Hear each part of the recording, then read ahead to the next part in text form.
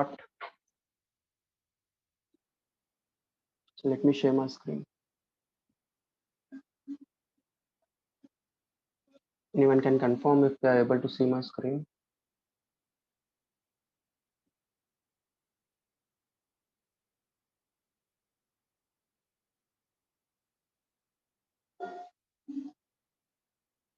Hello, can you guys able to hear me? Yeah, okay. So yesterday we have done this loops, right? And so today I just want to tell about a switch statement. Let me just copy a class state instead of this I say switch statement.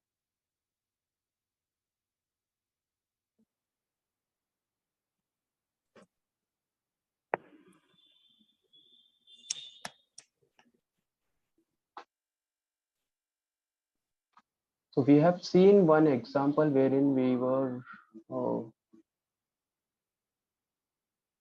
where we used conditions, right? If then else, yeah, this one. So the same thing. Let's say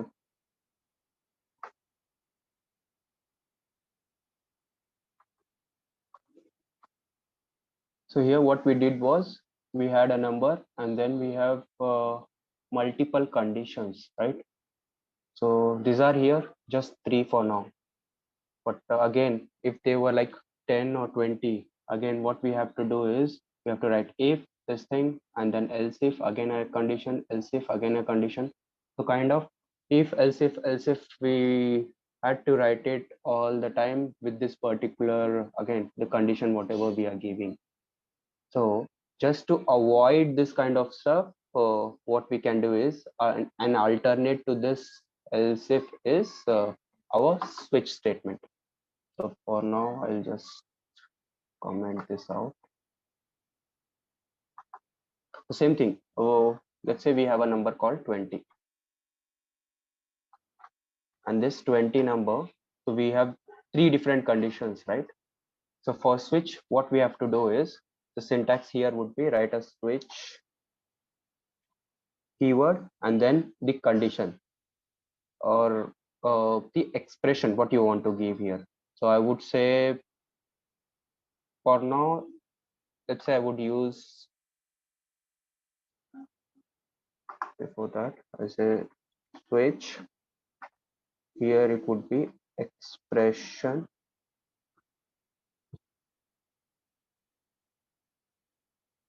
and then we need to again open close the braces. So here we would open close the braces and then we have a keyword again called case and then expression one or condition whatever you would write it here ending with semicolon and then case expression 2 semicolon. Likewise, how many whatever conditions you would have, you would write that cases over here, and then at last again a default case would also be there. That's it. So this is kind of syntax what we write for our switch statement here. So expression here for now I would say it's just our number that I want to use, and then inside the bracket again what is that case, right? So case what we say here is we have expression called number equals to 20. So we just check this thing, right? So we can use the same thing here, number equal to 20. So no, sorry. So if this is 20, wait. So let's say what are we comparing? We write this value, right? So we have that number. Now it checks if it is satisfying this case or not. So here for now, for the first one, we have written if number 20, then we want to print this is 20, right? So same thing, I would say use a case, and then here you just write whatever lines of code you want to write. It's not only one line you need to write, you can write multiple lines as well, like if you want whatever you want to do, or you want to, so you want to do some other coding, write some other logics like addition of two numbers or something over here and do something. So all those lines you can write in one case. So write this case and with like, right, we need to have this semicolon, this thing, and then end the statement with semicolon. uh, so this is one case. So similarly, so here we just have one statement for now. Let's take that one. And then next case I would have, so if not 20, what are we expecting? So greater than 20 also, right? So this thing, or for numbers, if it is confusing for now, what I'll do is I'll do it for, first I'll do it for string, and then we'll move on with the numbers. I'll show that logic. So let's say we have a situation wherein we would use,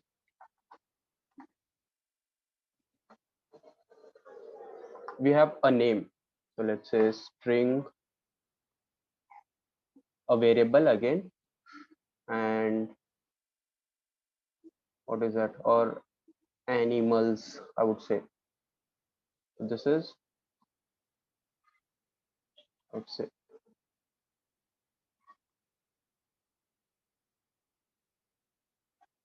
so we have a variable which stores animal thing. So let's say we have dog, cat, or something, right? So for now, I would say dog here. Now in this, we'll just give that variable whatever we have done, and then start close this braces. And in cases now, what do you want this particular string to equal to? So here if we say one case is, if it is,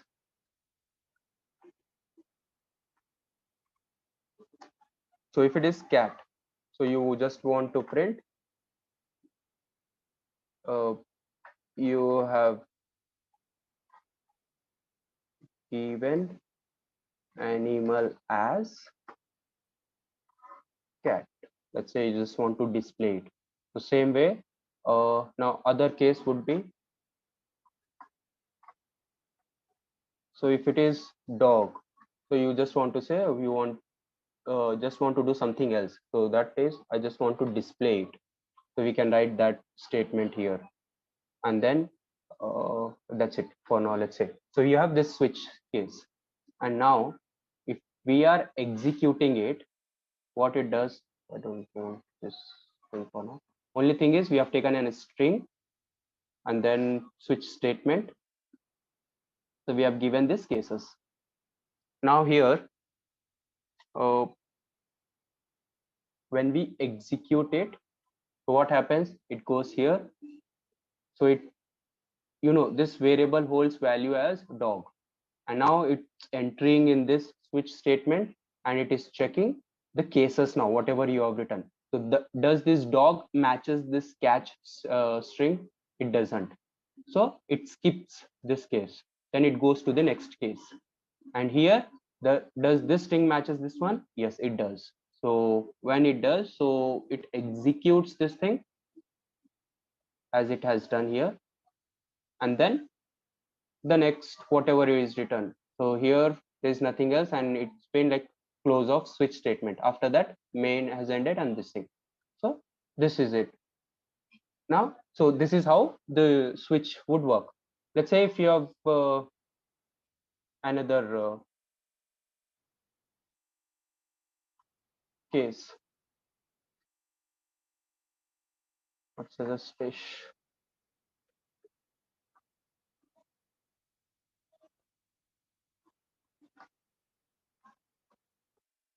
And now here, if you have three cases, and now here you have given one of that case which matches. What if you give something,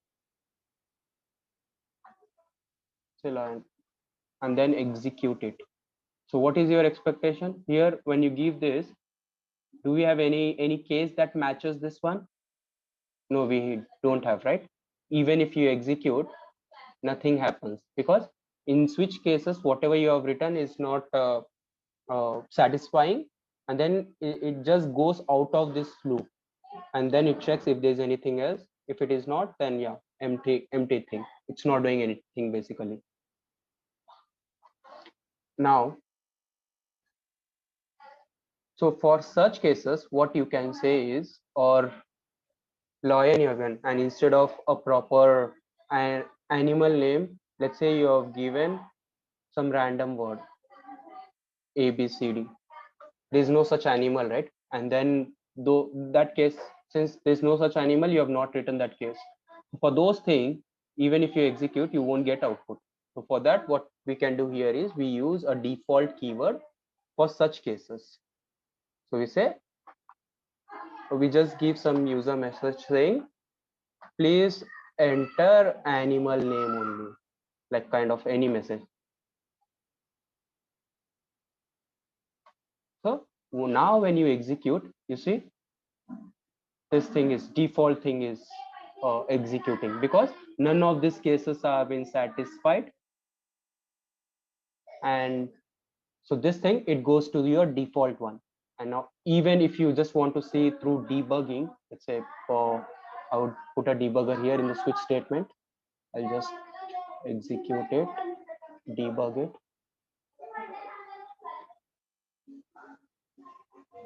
So now at this point, we have animal value ABCD, right?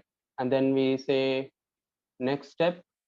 So it checks this case, this case, this is wherever this thing matches, it goes there. If nothing matches, it comes to the default one.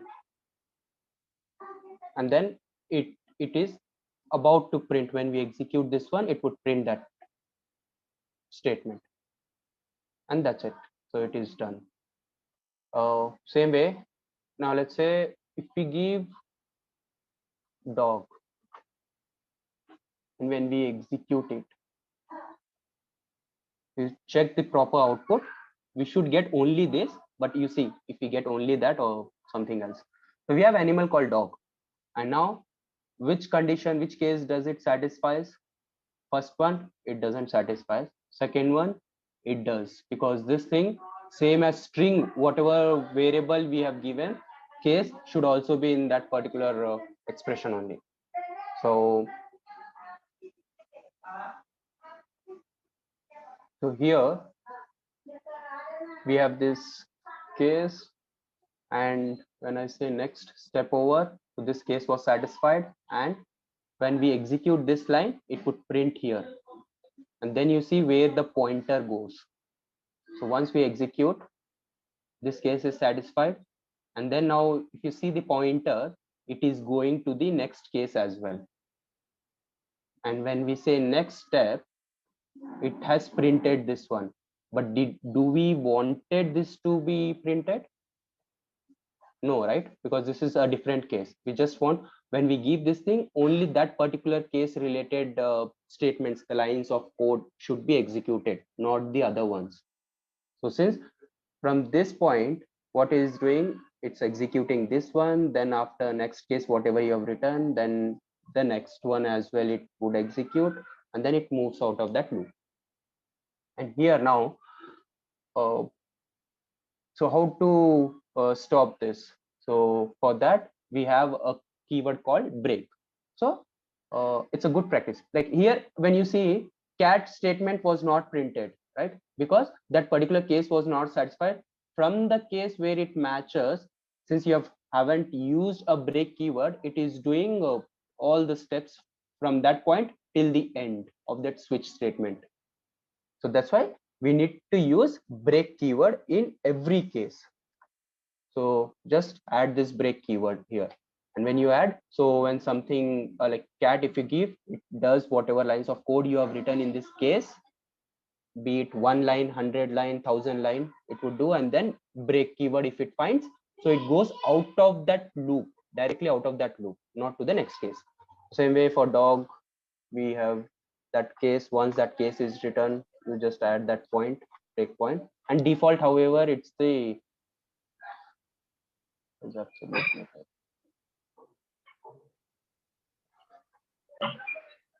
Yeah. So this breakpoint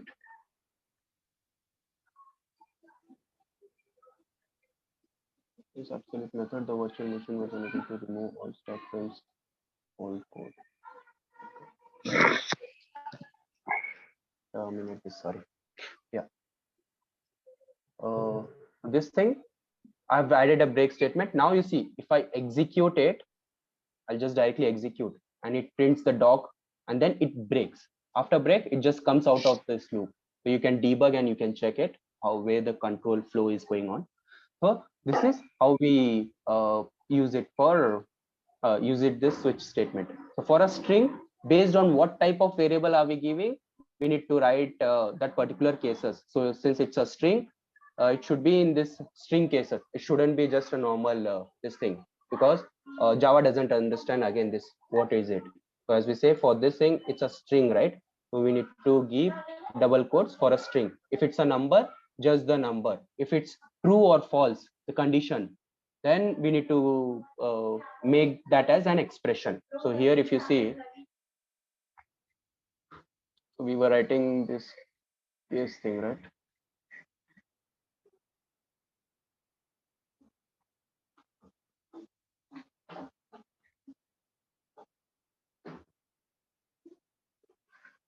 So this was our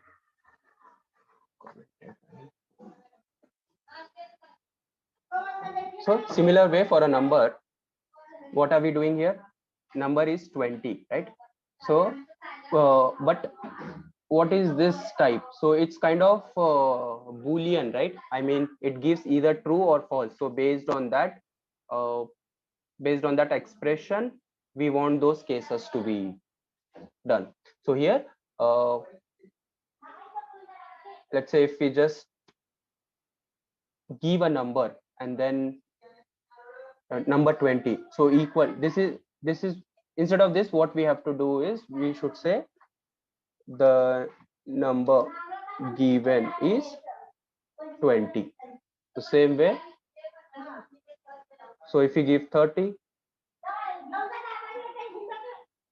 so you can say, better to write in next line just for that purpose.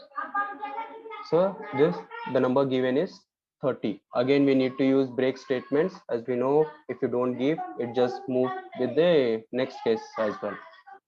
And then default case, it's good to include. It's not compulsory, but it's good to include. Like other than this particular cases, if you give something, you can have a proper message to the user saying none of these cases was satisfied. So give a proper value or add that case in your code. We can give that kind of message in a default one. And so what are we doing? Just taken a number.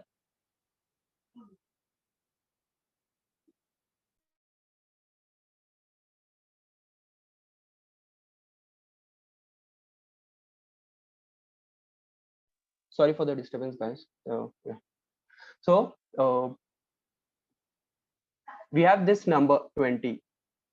Now, since the data type of this is number, that's why in the cases as well, we are giving numbers, right?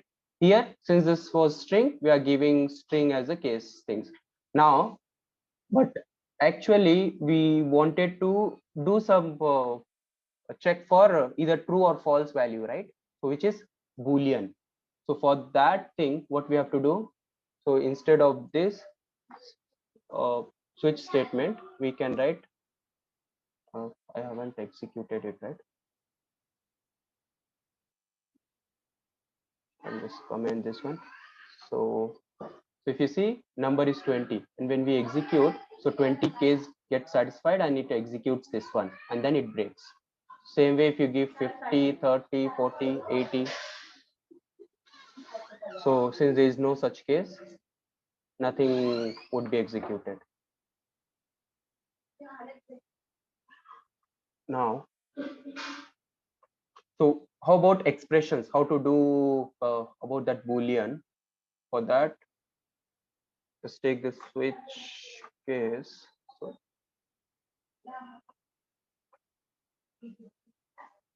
So So we have a number.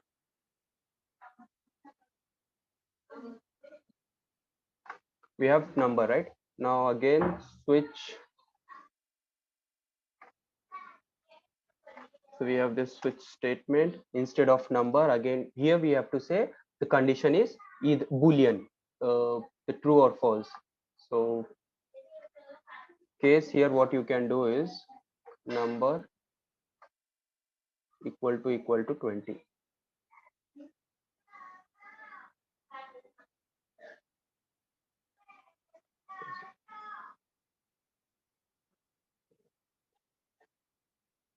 From Boolean to int.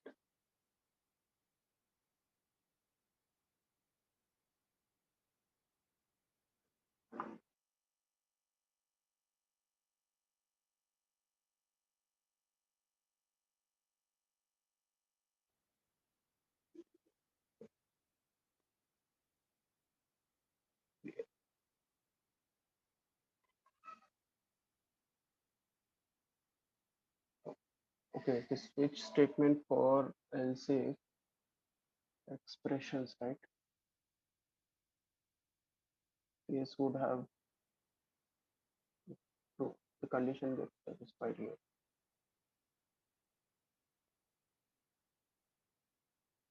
Okay, this thing I'll tell you after a while.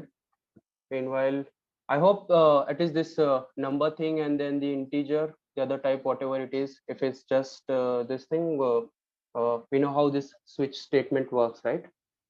So I would again after a while I will just say about this expression, how we can just remove this if else condition, a multiple if else condition, and use switch instead of that.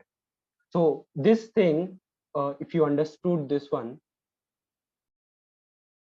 later in our Selenium, what we do is we can write a switch statement or if else statement again there, saying okay, whatever browser. So we'll ask what browser user want to execute. So browser, if it is Chrome, we write a case called Chrome, and then write the lines of code to open the Chrome browser.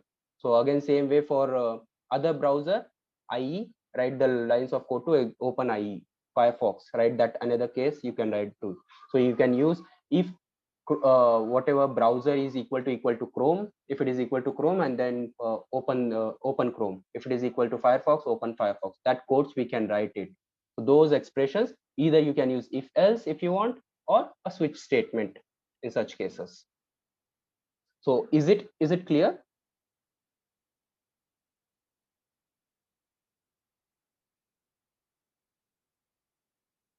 Can someone confirm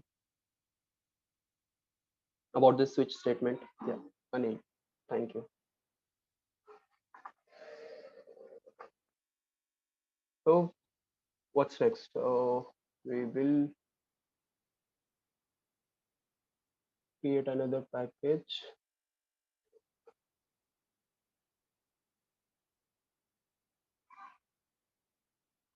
called array. So I would explain array.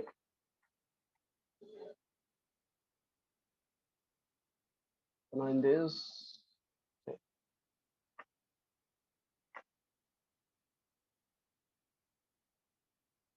so what is array? Now till now, if you have seen, whenever we were storing any value in a variable, we were just storing one a type of variable, and that to one value. What if we have a list of values, and then those lists if we just want to store? So in those cases we use array. So array is basically nothing but we use multiple values, store we can store multiple values in a variable. And what type of values it can be?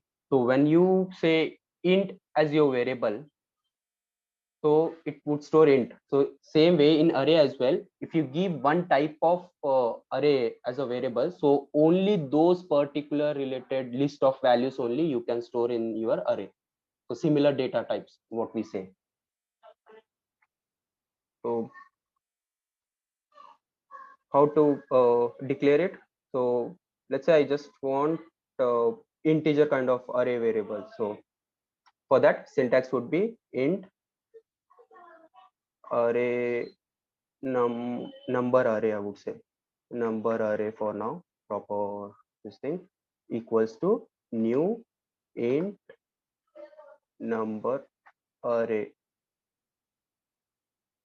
So we have this, and how many variables do you want to store?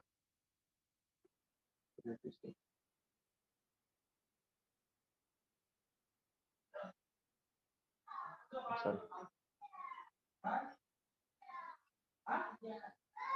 it's asking for.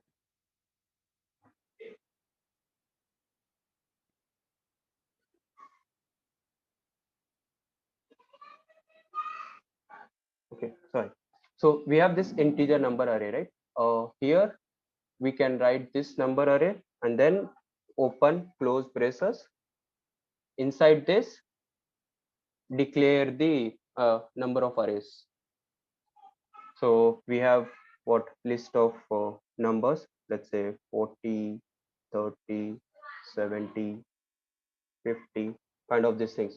So this list of numbers, we have stored it in array. And now what to do with this list? So let's say we just want to print at a particular location what value this particular array holds. So if we just want to know, so we have this third location, right, which is the value should be 70. So how to get that? So write the array name, and inside this brackets use the position. So position, if you see here, it is 1, 2, 3, third position. So if you give 3 over here, so our expectation it should print this, but see what it does. It prints 50, which means it is printing the next one. So basically with this, what you can understand is in arrays, the indexing starts from 0. So which is this one is position of this in Java, it is 0 and not 1. So this is 0, this is 1, this is 2, this is 3. So since you have asked for 3, so it is giving the next one, fourth element in array. So if we just want this one, just reduce this by -1. So if you want third position, reduce it by -1, 3 minus 1, 2, and then execute it. So here, if you see, you would get 70. So similar way, if you have again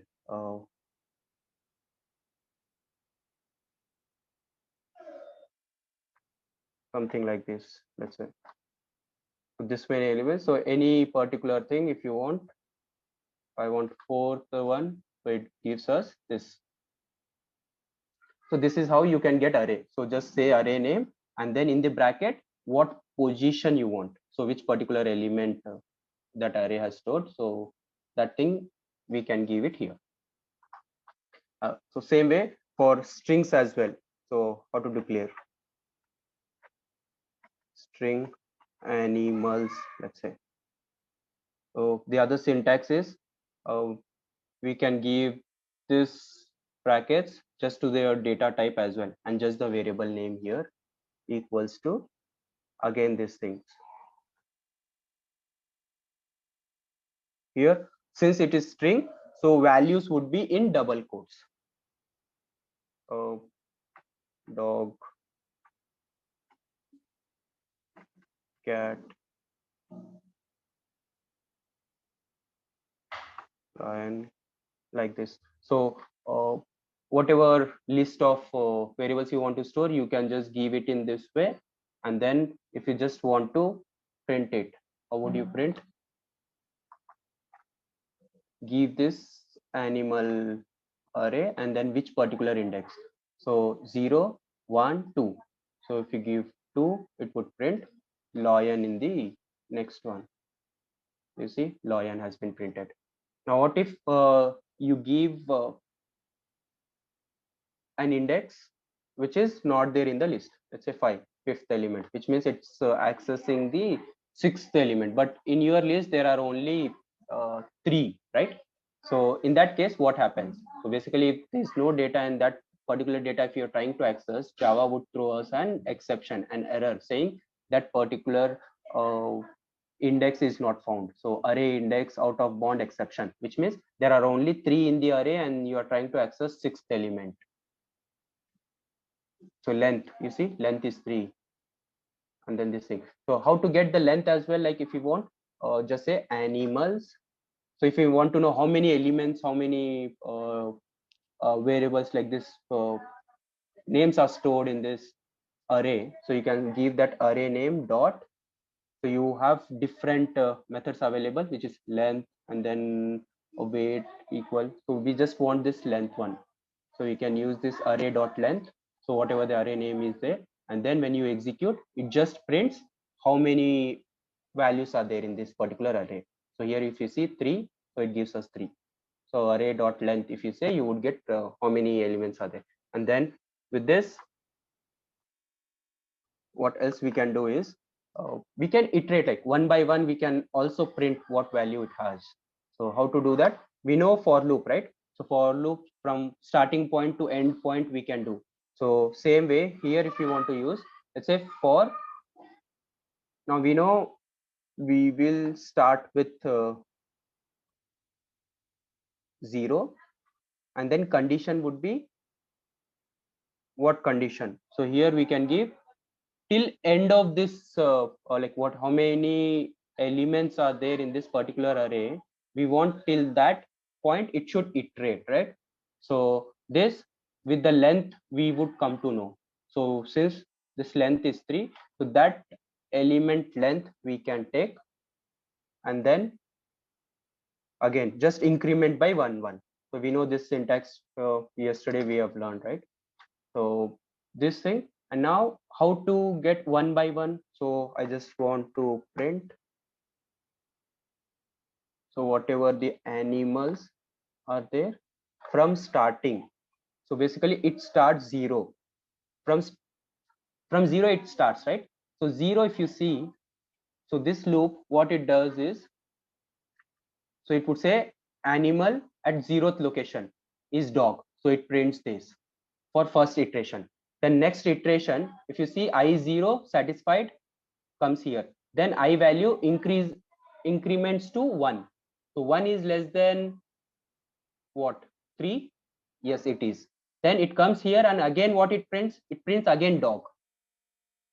And then next time increments value of I, and condition gets satisfied, it prints again dog. Then fourth time again dog. And now if you see, it should actually print this different dogs, but what are we doing? We're just given a constant value. So which means we just don't want to repeat this loop with a constant value. We want different values here, right? So this different values, how we can do with this, instead of 0, a static value here, we can say a dynamic value, that is I. So I is what? First time, first iteration, the value would be 0. Let me be clear. So this, for first time, the value would be 0. Then next time the I value would be incremented to 1, and then next time the I value would be incremented to 2. So till 2 only we want, because array index, again if we give this equals to, and if you execute, then array value satisfied, like next value would be 3, and then animals of 3, when it tries to find, there is no such element, then it gives us error. Yeah, if you want to see, we can even do that. So now if you see dynamically what it does, I would keep a debugger here, execute it.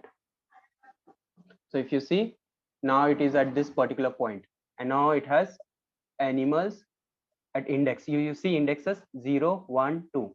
0 it has stored dog, 1 it has stored cat, lion at index 2. Some random IDs internally Java would give, so we won't be bothered about this IDs. We'll just focus on this indexes. So indexes it has, right? Now next thing, first thing where it goes, I value initially is 0. and then condition was satisfied. 0 was less than or equals to this thing. Yes, it was. So then here, if you see, you have this list, right? List of this thing, and then what are we asking? Animals of 0. So if we execute this, now you see here what it would print. It would print first dog.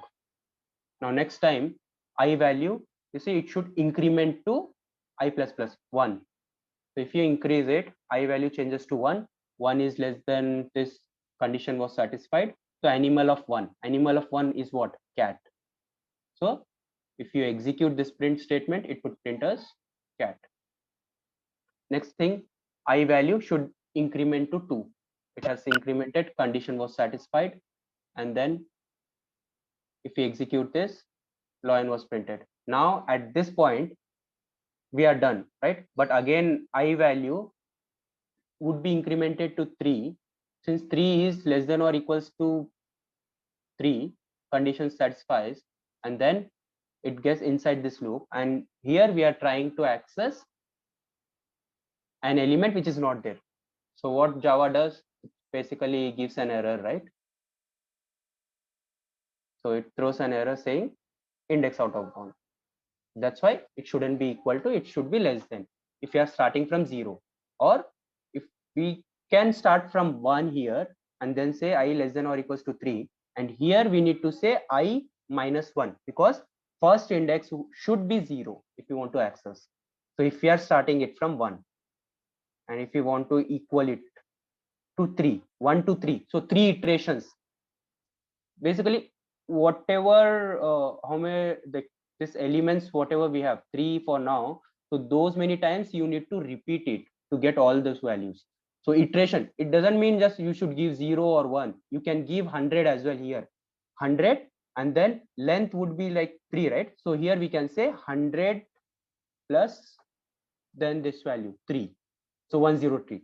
So we have 100, right? So here if you say I, it would be 100th element again. So 100th element we don't want 100, so minus 100 you need to say here. Then which means initially for first iteration the value would be 0, second iteration the value would be 1, next iteration the value would be 2. That's it. We just want to satisfy that particular condition. So I hope this is clear.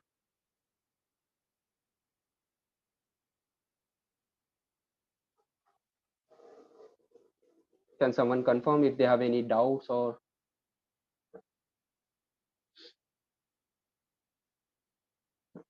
thanks, Rahul. So this was about this for loop. So we also have another loop which is for each. So same way for this integer as well, you can repeat it. So instead of this number array of I, and I you can iterate 0, 1, 2, 3, and length you can find and iterate it. So we have this for. Next is let's say for each. So how to use this for each?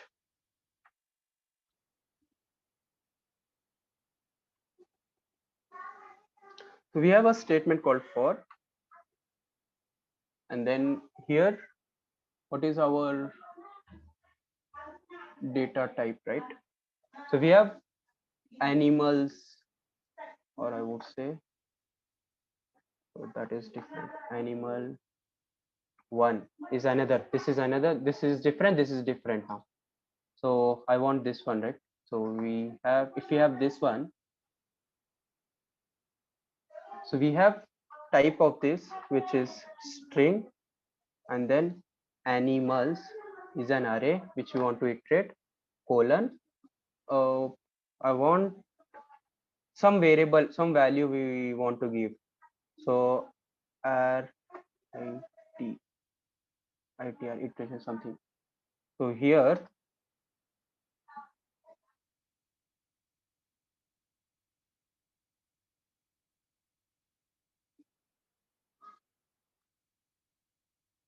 sorry, I've written the syntax in the other way. So it should be this value we want to store it in some variable which is display, just a variable. So what are we doing here in this syntax? So we are separating it with semicolon, and whatever array you have, write it in the right side.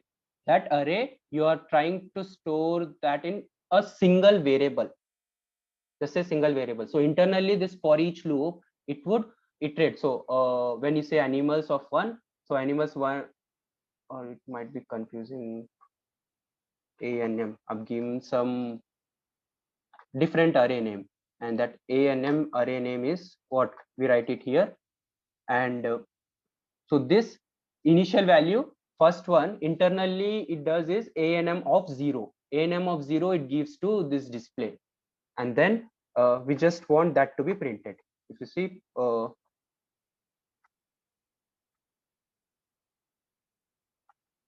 disp, this display. So first time, first iteration, it would hold this value dog, anm of 0, first zeroth location. It would give that value to this variable, and that variable we are just printing. So second iteration, it would give anm of 1. That one value would be given to again display, again that display value is printed. Next time, third index, so it does this, it gives that value to this, and then that would be printed. And then since it doesn't have any other thing, so internally this for loop for each would handle that length of that thing, and then it has that variables, I would say, that indication saying we have reached to the end of this loop, end of this array, and then we can go out of this loop. So if I execute it now, or I would execute it in debug mode for your better understanding. If you see, I don't want that. So we are here now, we are at for each loop. So it has printed here, and then what, anm we have 3 again, same thing, 0 1 2, those values. The first time disp, it has dog, you see, and then dog would be printed here, next line. And then what is next? It has disp has value cat, the next iteration value, next iteration value. So next one, it executes this cat. Then next iteration, again it has value lion, it executes that, prints that, and then it's waiting here. After we say next one, it just comes out of this for loop, and then next lines whatever you have written. So that's it. So if you see, what have we written? This for statement, like we use this normal for loop, what we have written, length, initial value, and then final that till where you want to iterate. But here for each, you just have to uh, give that array to same data type. Again, it shouldn't be different type. So here we have used a animal array, array which would be of string type, and then you cannot create a different variable with different data type. It is not possible. So that's why, since this anm array is of type string, here also you need to give type as for this variable as string. Or again the same method which I've said. So you know a and m should be there, right?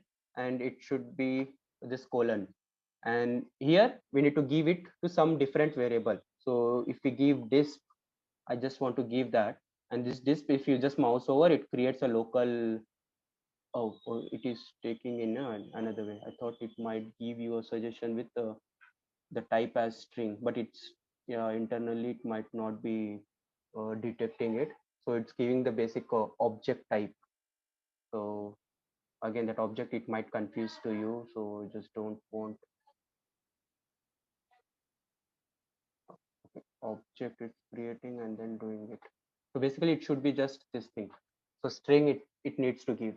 So with this, for each, you don't have to give the end one, internally it would be handled.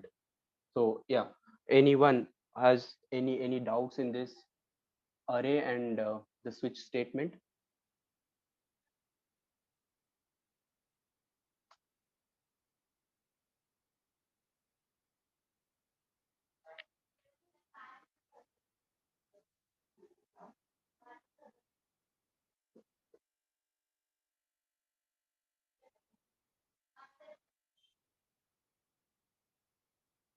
So I would give some couple of minutes if you have any doubts, someone wants to.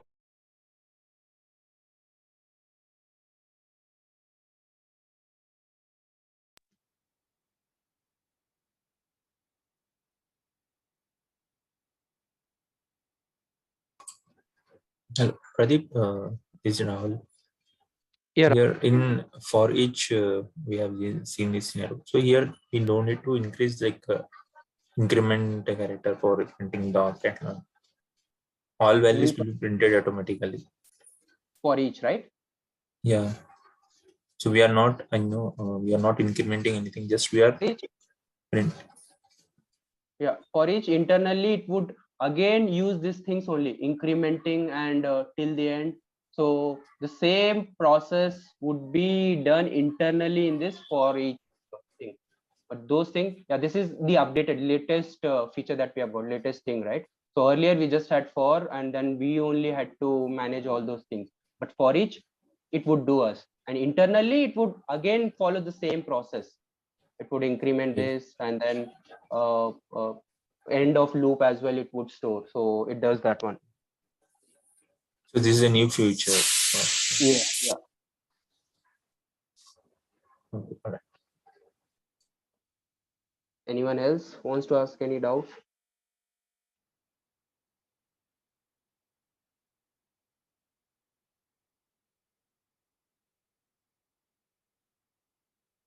Yeah, if there are no